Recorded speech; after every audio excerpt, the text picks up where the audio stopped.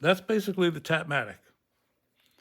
As I said, they're kind of expensive, but they're really worth the money, especially when you're tapping blind holes. Blind holes I use, for example, when I'm doing a frame lock on a thicker piece, when I do bolsters, or when I do clips. Let's take a look at some examples of what I've got being held on with blind holes.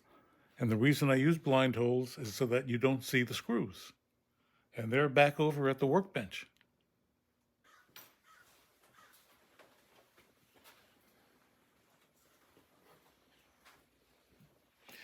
So I mentioned blind holes and places that I like to use blind holes.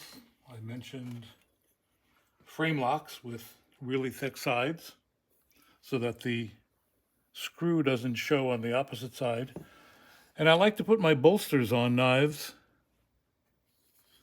using blind holes because I don't like the screws to be showing. I really like just the smooth surface of the bolster without any breakup other than the pivot. Also, same thing with the clip. And this is my own personal pocket knife here. And that's the kind of clip that I developed that has the hidden screws. They're all screwed in from the inside with blind holes. And one of the ways of doing blind holes, can you get this now? Take a look at that. I have the right angle there. Okay. Here's a little trick that I use. This is a full-size tap. And what I do is I'll grind off a good portion of the beginning of the tap, the front, and make a shortened tap. And I do that for a number of reasons. Number one, as a tap is used and it gets worn, the wearing occurs mostly at the front end because that's what's doing all the work. By the time the tap gets into the last half over here, most of the thread has already been cut into the hole. So there's very little wear that goes on back here. Most of the wear is up at the point. So I get rid of that point, and I'm basically presented with a brand new tap down at the bottom. And what I do is I run the tap in my drill or something,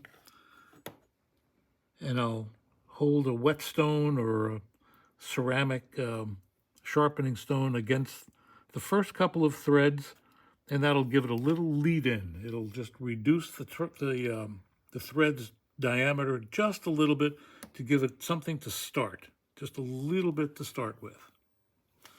The second thing I do when I'm doing a blind hole is I chamfer very slightly. I don't know if you can see it. You see a shiny rim around that hole. And I chamfer that just a little bit, once again, to give the tap a starting point, someplace to begin cutting, and then it'll lead itself in.